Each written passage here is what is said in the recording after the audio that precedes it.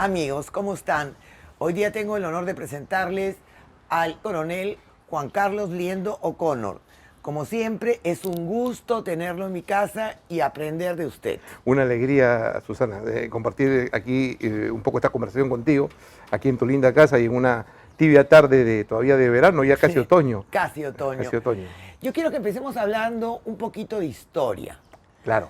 Porque desgraciadamente un país que no conoce su historia tiende a repetir sus errores. La familia Belaúnde es de larga data en el país. No solo tenemos al presidente Fernando Belaúnde Terry, al cual le tengo mucho aprecio, sino tenemos un gran traidor en la Guerra del Pacífico, que fue Carlos Agustín Belaúnde, coronel, que fue de los cazadores de Piérola.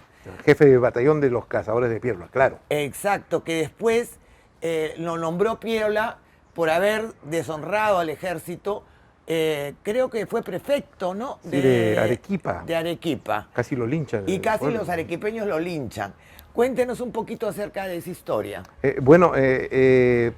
Dentro de las paradojas de la historia, siempre en un gran hecho de trascendencia histórica, siempre hay un traidor. Recordemos a Judas, ¿no? Ahora que estamos cerca de Semana Santa, ¿no?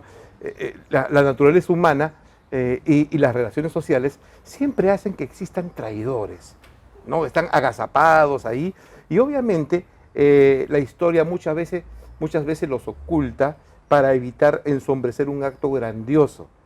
Pero como tú bien lo mencionas, es necesario conocer nuestra historia para que no se repita, ¿no? El coronel jefe del batallón Cazadores de Piérola en Arequipa, el 5 de junio, manifestó su voluntad de no pelear, de rendirse al enemigo. Entonces, Bolognesi, hay varias versiones, pero de hecho lo encierran para dirigirlo al navío Manco Cápac. Esa noche él huye y se escapa de la plaza de Arica. No se sabe cómo salió de Arica, si es que Arica estaba rodeado de chilenos. Algo ahí que la historia no dice. No.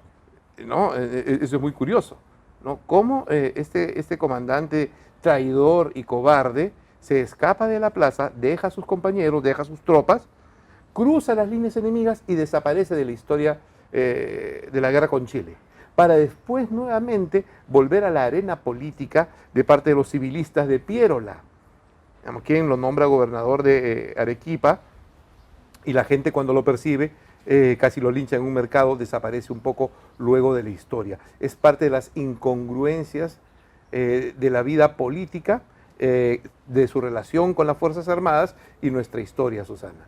Un poco así. Desgraciadamente, la historia ha sido sesgada y ha sido convenientemente acomodada, ¿no? Sí, definitivamente. Quienes escribieron nuestra historia han obviado importantes circunstancias que acompañan a los hechos históricos.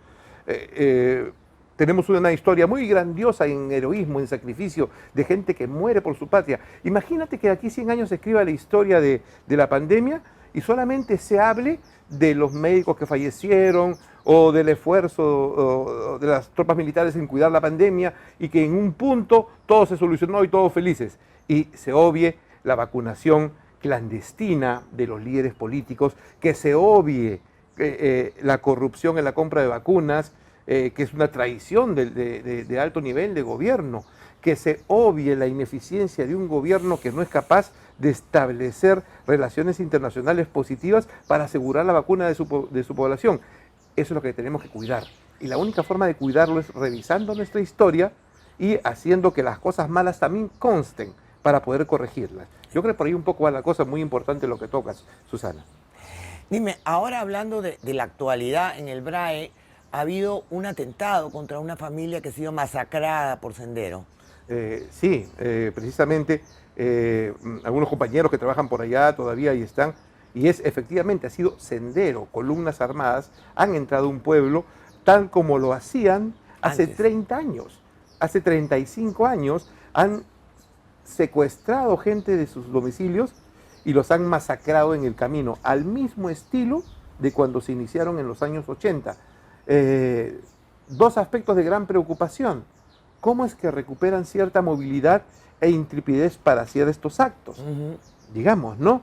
Y también cómo toda la gente de izquierda y estos candidatos relacionados con el mundo caviar o aquellos que se olvidan que tienen una patria que se llama Perú, no tocan este aspecto, que no es un aspecto ligero. No. O sea, es un grupo de personas armadas que tiene ideología, que está aliado con el narcotráfico, que entra a un pueblo y asesina una familia Entera, sí. entera, con chicos de 16, 15 años.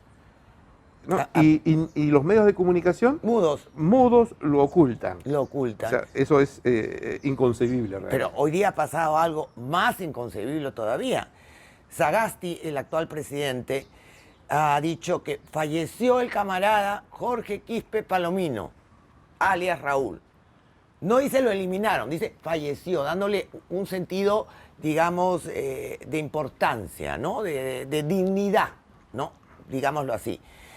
Y después dice que se ocultó el fallecimiento para no desmoralizar a los terroristas. ¿Qué significó este mensaje? Este señor es camarada. ¿Qué cosa es? El camarada Raúl, que falleció el 27 de enero y su fallecimiento fue ocultado para no desmoralizar a los terroristas. He visto que hay bastante desconcierto por las expresiones del presidente. Pero a ver, primero, estoy seguro de una cosa, totalmente seguro. El presidente puede ser, bueno, es una persona de edad que también puede tener algunas limitaciones. Sin embargo, es un reconocido académico, etcétera, que por su nivel, por su prestigio, se supone, no puede dar expresiones tan ligeras o tan sueltas, parcializadas o confusas, en último término, digamos, ¿no? Claro. Entonces, ¿cómo explicamos ello? Definitivamente yo puedo entender, y no me equivoco, que el presidente y su grupo de poder, el Partido Morado, o sea, los progresistas, uno, no les interesa la historia. Eso es un hecho concreto. Eso es un hecho. Segundo, por todos los medios tratan de minimizar la acción terrorista y ponerse de su lado. Eso es permanente en su ideología política. Y tratan de minimizar lo hecho por las Fuerzas Armadas. Eso también estoy totalmente seguro, ¿no? También es posible que hasta los mismos asesores del presidente, que también son caviares progresistas, generen este tipo de comunicaciones inequívocas para desvirtuar el hecho. O sea, detrás de ello no me equivoco en que hay puede haber incompetencia, puede haber desconocimiento, puede haber mala intención, pero es un hecho concreto que desprestigia el hecho mismo de la lucha contra el terrorismo. O sea, eso no debería ser más. Por supuesto que no, es vergonzoso realmente. Exacto. Ahora nos acercamos a los 200 años de la fundación de la República Peruana, en condiciones verdaderamente vergonzosas, con una corrupción tremenda, con una pandemia mal manejada, con miles de muertos. No sé qué es lo que piensa usted. Yo no hay nada que celebrar. Yo diría que siento vergüenza de lo que estamos viviendo. Sí, realmente es necesario mirarlo con seriedad y reflexionar, ¿no? ¿Qué tiempo estamos viviendo? Y en una breve remembranza, Susana, podríamos decir que el 28 de julio de 1821, cuando San Martín declara la independencia, bueno, pues trasciende un momento de efervescencia, una patria nueva, ya nos despegamos políticamente de España en una circunstancia pues de guerra, ¿no? de enfrentamientos en Europa, de guerras civiles, dos corrientes libertarias acá, pero de hecho se vivía una esperanza. Había gente que peleaba por el cambio de un modelo político con la esperanza de lograr la libertad individual, la esperanza de tener un país libre y soberano, de dejar de ser un reino, hacer una república, un reino que ya no funcionaba. No. El rey de España y la monarquía española estaba en crisis, había abandonado el reino de Perú, el reino de México, y el Perú se encontraba huérfano. Pero muchos criollos querían seguir con... Claro, porque tenías tú 278 años desde que se fundó el Virreinato del Perú, de grandeza, de primacía política e importancia continental, que de la noche a la mañana con la independencia se acaba. por la dinámica de los tiempos, pero el 28 de julio era el fin de un periodo, el 28 de julio de 1821, y el inicio de una esperanza, de una nueva república. 100 años después, En el gobierno de Leguía. En el gobierno de Leguía vemos otra circunstancia. El 28 de julio de 1921 es una fiesta nacional. Sí. Se moderniza la ciudad de Lima, Sí. edificios nuevos, calles, vehículos, se recompone la clase del poder en el Perú con una aristocracia potente. Poderosa. En ese momento. Sí. Recuerda, es la época de la República Aristocrática, ¿no? Ujú. Llegan nuevas ideas de Europa, de efervescencia política, discusión, nuevos intelectuales, digamos, ¿no? Se incorpora la narrativa del mundo andino a la vida de la República. Y es más, se reconstruye el país después de la catástrofe de la guerra con Chile. Después de la catástrofe con la guerra con Chile, Lima y el Perú viven una fiesta y tiene una personificación muy importante. Digamos, en 1920, un año antes, Leguía nombra a Cáceres mariscal, el héroe de la resistencia. Sí. Eso fue importante. Entonces, Cáceres era el actor protagónico de la celebración. Un país que resiste, logra recomponerse y sale adelante. Entonces tenemos que el mensaje del 28 de julio de 1921 es un país reconstruido, un poder reacomodado. La resistencia contra la invasor en la guerra con Chile tiene sentido, la modernidad a las puertas, nuevas ideas, nuevos partidos políticos, jóvenes potentes, nueva intelectualidad, el mundo andino incorporado, la promesa excelente de una república nueva. ¿Y qué nos pasó? Hay ¿Qué que preguntarse, ¿no? Pero a ver, de hecho, ¿qué cosa pasó? Esa aristocracia no fue lo suficientemente inteligente para mantener lo que había logrado, desvirtuando todos los principios y valores fundacionales de la república. Digamos, siguió desarrollándose para su propio beneficio personal, mira, negociando siempre con las nuevas ideas que venían, negociando con el APRA, negociando con los comunistas, negociando con el caudillismo militar de esa época, porque ellos con su dinero lo arreglaban todo. Entonces, eso lo fue desgastando en sus principios y valores. Un poco lo que pasa con el diario El Comercio el día de hoy. Es una lástima. Que es reflejo de lo que pasa con la aristocracia. Y cuando llega Velasco, también por la ausencia de la aristocracia en involucrarse con la vida política en forma razonable, en forma corajuda, llega Velasco y los termina de aniquilar, les quiebra el espíritu y se van al extranjero. No luchan. No luchan. No luchan. No hay identidad. No hay identidad con el Perú. Prefieren irse al extranjero. Sí. Pero bueno, cuando cae Velasco, regresan. Cuando viene Sendero Luminoso, se vuelven a ir. Se vuelven a ir. Es Cuando verdad. cae Fujimori, regresan. Sí.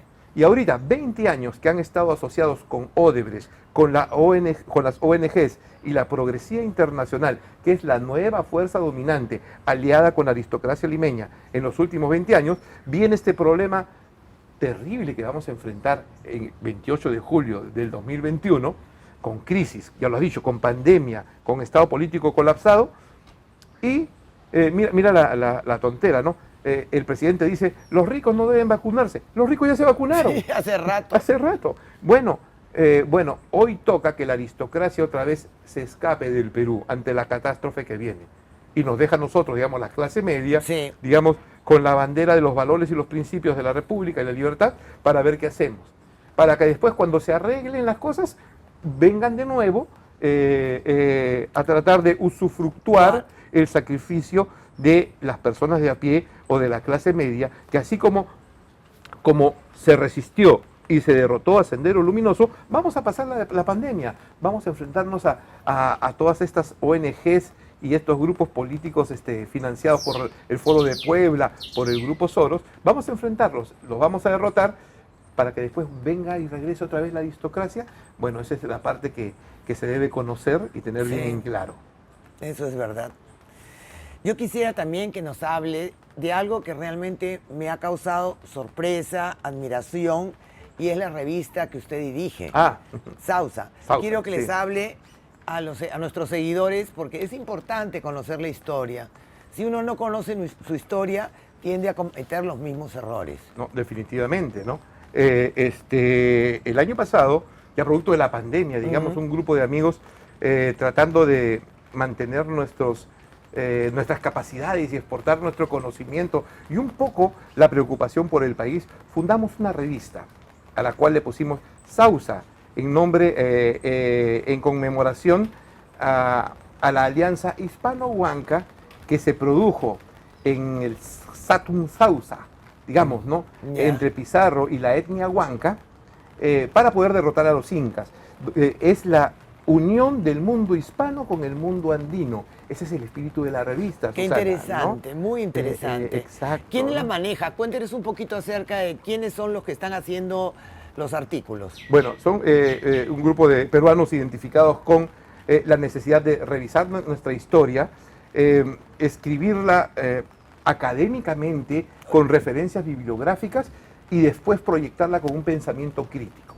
Pero la idea es revisarla rescatando lo más positivo, lo valeroso que la historia lo deja. Claro. Hay, como por ejemplo, escribimos en el segundo número sobre las rabonas, o sea, toda la dimensión de la mujer que apoyaba al soldado, que venía desde la época inca, se traslapa a las milicias españolas y luego continúa con el ejército en la guerra con Chile, hasta luego su modernización, ¿no? Claro. Cosas como esas. Y en 2 minutitos te explico, por ejemplo, una anécdota de ello, ¿no? Con un compañero que es historiador nos relataba cómo cuando llega la misión militar francesa en 1889-90, entonces se reúne con los oficiales en el cuartel de Santa Catalina, en el centro de Lima, al mediodía, y el trompeta llama pues al rancho. Y los franceses vieron asombrados cómo todas las tropas del cuartel salían corriendo, dejaban sus fusiles, dejaban lo que estaban haciendo, abrían las puertas del cuartel y salían con una rapidez inmensa. Entonces los franceses preguntaron, ¿qué cosa sucede? Y los oficiales peruanos le dijeron, bueno, van a salir a almorzar. ¿Y cómo que almorzar? Sí, porque sus mujeres estaban afuera esperando a sus esposos para darles de comer su almuerzo, ¿no? Y ahí es donde, por ejemplo, los soldados jóvenes se conocían con las hijas de los soldados más mayores. Claro. Entonces, algo totalmente arcaico para la época, porque los franceses trajeron la modernidad para instalar comedores, cocinas y toda una rutina que fue cambiando y modernizándose en el ejército. Cosas como esas ve la revista Sausa. Qué interesante. ¿No? Yo me he quedado encantada con la revista. La verdad, uno aprende muchísimo. Sí, tratamos de hacerla seria, digamos, porque hay una ausencia de escritura sobre lo propio y lo nuestro, porque el ámbito académico ha sido copado por las ONGs. Sí, pues todas. Y las ONGs solo financian o aceptan escritos de la agenda global, donde está vetada totalmente escribir sobre la historia, salvo que sea como referencia para crear una nueva realidad. ¡Qué horror! ¿No? Porque mira, yo te acabo de decir, por ejemplo, lo de las rabonas, y si me escucha esto un caviar o un progresista, va a escribir como la explotación de las mujeres por el machismo de los soldados. O sea, algo fuera de contexto, de o sea, lugar, no tiene nada que ver. No tiene nada que ver, ¿no? Nada que ver. O sea, trasladan un hecho histórico a la actualidad como si estuviera sucediendo el día de hoy, ¿no? Con criterios de hoy. Entonces, la revista proyecta un poco de eso. Historia del Perú y pensamiento crítico, análisis y pensamiento crítico. Interesantísimo. Digamos, ¿no? Tratamos de hacer eso, tenemos mucha acogida y la idea es dar espacio a todas aquellas personas de buena voluntad o intelectuales que quieran escribir libremente, ¿no? Orientados sobre rescatar aspectos valiosos de nuestra historia que configuren nuestra identidad. Si no tenemos identidad nacional, no podemos hacer un proyecto político serio, ni tener una visión de país serio. Estaríamos condenados a la sumisión permanente el día de hoy por las ONGs, por los organismos internacionales o por empresas como Odebrecht, que ha puesto los presidentes en los últimos años. ¿Qué ha querido? Exacto. Y asociado con cierta oligarquía. Sí, con la oligarquía limeña, digamos. Que siempre fue la que manejó el país, desgraciadamente, y estamos hablando del Grupo del Comercio. Básicamente, ¿no? Sí. La misma familia Graña Montero, que tenía el monopolio de la construcción. desde hace 30 años, desde el gobierno de Fujimori, ellos tenían el monopolio de la construcción. Pero los Miro Quesada tenían hace tiempo un manejo Sí. en el país y una influencia enorme. El diario El Comercio tiene referencias muy negativas sobre su identidad con la República del Perú y en la defensa de intereses extranjeros. Eso es conocido a través de la historia. Claro, porque ellos solamente ven los intereses personales o familiares. De su grupo, claro. Exacto, ¿no? Sí. Y eso es algo que ahora con las redes sociales ya se está dando a conocer, porque mucha gente se guiaba por lo que decían los medios de comunicación. Y ahí hay un problema, digamos, ¿no? Con el diario El Comercio, ¿no? Es que hasta la fecha, digamos, es el principal medio de expresión que sirve como referencia para el conocimiento de la coyuntura de política en el país, del país en el extranjero. Eso es lo grave. O sea, si yo soy un instituto francés, alemán, español, americano, y quiero saber qué pasa en el Perú, voy al Comercio. Entonces, veo el Comercio, me espanto. Exacto. Y me dice, oye, ¿dónde estoy viviendo? Entonces, lo que proyecta el diario El Comercio y su grupo empresarial sobre la realidad del Perú es uno de los factores más dañinos a la recuperación y al progreso de nuestra patria, porque escribe en función de una ideología y de sus intereses de grupo. Y ahora lo que es más grave es que está siendo financiado por el gobierno. Eso es peor. Hace unas semanas un amigo me hizo llegar una sentencia de un juez federal americano sobre el monopolio de prensa y de las redes sociales en Estados Unidos. Y más o menos criticaba lo siguiente, decía, ¿no? Existe un monopolio asociado a las ideas del Partido Demócrata en contra del Partido Republicano y las personas asociadas sobre la base de fake news, medias verdades e información de desprestigio de personas. Y eso, decía, concluía el juez norteamericano, decía, esta acción del monopolio de los medios de comunicación y redes sociales, dice, imbuido de una ideología, se refiere a la ideología liberal progresista, y con el apoyo de un potente recurso económico, constituye la amenaza más grave para la democracia en los Estados Unidos. O sea, imagínate. Aplicando el razonamiento al Perú, digamos, el Grupo El Comercio, dominado por la ideología liberal progresista y financiado por el gobierno, es la herramienta perfecta de una tiranía y la principal amenaza para la democracia. Eso es lo que vemos hoy en el Grupo El Comercio, lo vemos en la televisión, sí, lo vemos en la prensa, lo vemos en las redes sociales. En todos lados. Es terrible. Es realmente... Es bien complicado. Otra cosa que me llamó la atención en redes fue que decían que todos los reservistas son de Antauro y no tienen idea que son miles los reservistas. El grupo de Antauro es un grupo mínimo nada más, ¿no? Sí, Antauro, a pesar de que, mira, hace un par de años Antauro era promocionado como el favorito para las elecciones, ¿recuerdas, no? Sí. Obviamente, pero el hecho de estar en la cárcel, conozco personalmente a Antauro de mi generación, un par de años mayor que yo, he hablado con él varias veces, y obviamente estar tanto tiempo en cárcel pasa la factura, Claro. digamos, y a una persona le hace perder el contacto con la realidad. Entonces, Antauro ha sido manipulado, ha sido explotado, utilizado, la izquierda lo ha querido cooptar y al final han terminado destruyéndolo. Y su grupo, que era un grupo significante, digamos, se ha atomizado, se ha vuelto en su contra, ¿no? Pero ha sucedido un fenómeno. Como Antauro ya no representa un liderazgo claro, Antauro no representa una idea de Perú nueva y moderna, porque está preso, no pueda desarrollarlo. Imagínate, Antauro no tiene idea de lo que es un TikTok. O sea, por parte, bueno, no sabe lo que es Twitter, ¿no? Entonces, todas esas personas que antes hubieran podido seguir a Antauro han armado sus propias organizaciones y, muy interesante, han desarrollado pensamientos propios, ¿no? En función de su experiencia de entrega, amor a la patria, y ahora todo el mundo se los disputa. ¿No? Solamente que acusan a algunos candidatos de algo cuando la mayoría de licenciados tiene su propia visión y se han alejado de Antauro. Digamos, los reservistas ya no son más sinónimo de Antauro. Nunca fueron todos tampoco. No, ¿ah? tampoco. Hay que tampoco. ser Sí, claro, sí, exacto. porque la Sí. gente no lo entiende, cree que todos son iguales. No.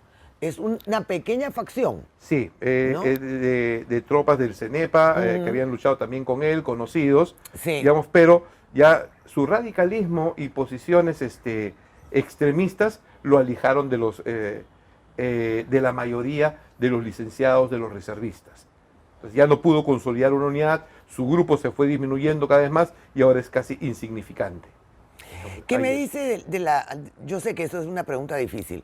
¿Qué me dices del actual comandante general del ejército?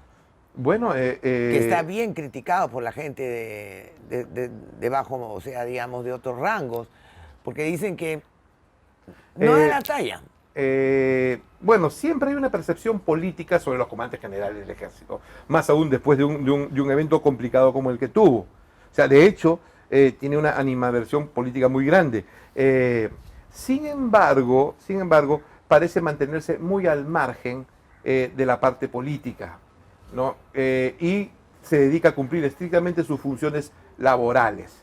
Dentro de las Fuerzas Armadas, particularmente del Ejército, hasta el momento el respeto a los principios de la jerarquía y de la Sí, disciplina sí, sí. se mantienen Se y mantienen. son fundamentales. Son fundamentales. Son fundamentales. Algo que los políticos quieren manipular o aprovechar en su sentido. Ya Digamos, ¿no? han tenido Sí, su- lo van haciendo. Lo que estoy seguro, después de haber sido asesor directo de 3 comandantes generales del ejército, es que la persona que asume, el soldado, el militar que asume la comandancia general del ejército, se sienta en una silla y en una oficina que tiene un peso que ni te imaginas. Y cuando toma decisiones, o sea, no son decisiones fáciles, su personalidad se diluye en la fuerza institucional. Eso lo he visto directamente. Entonces, al comandante general del ejército, hoy lo pueden criticar políticamente, pero como jefe del ejército, estoy seguro que las decisiones que tome, sea cual fuese el escenario, van a ser por el bien de la patria y por el bien del ejército. Esperemos. Esperemos, Dios quiera. Esperemos. Muchísimas gracias por haber venido. No, las gracias a ti, Por Susana. su tiempo, coronel. Como siempre, amigos, conversar con el coronel Liendo es entender y aprender algo de nuestra historia. Muchísimas gracias. No. No se olviden, la revista Sausa. Dime, ¿dónde la pueden conseguir la revista? Está en la web, sausa.net, y ahí pueden encontrar todos los artículos. Estoy seguro que no se van a aburrir y hay muchos que les pueden gustar. No, está súper interesante. Yo no me la pierdo, ya saben. Y hemos sacado un suplemento especial este fin de semana sobre el perfil político de los candidatos. Ah, qué interesante. Sí, donde están ahí con unos alumnos egresados de UCIL, donde yo enseño. Se formó un equipo de trabajo muy grande de muchachos muy entusiastas que han podido analizar bajo el punto de vista de la psicología, digamos, ¿no?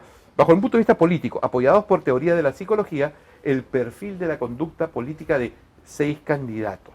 Es un muy buen trabajo y yo estoy muy contento de que esos chicos se hayan sumado al devenir de la revista.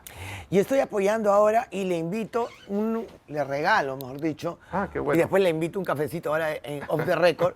El Café Gracias. Canán. Café Canán es uno de los 5 mejores cafés que tenemos producidos en el Perú, con un sabor realmente exquisito. Excelente, a mí me encanta el café, lo voy a disfrutar. Amigos, con ustedes será hasta la próxima. Muchísimas gracias por haber estado con nosotros.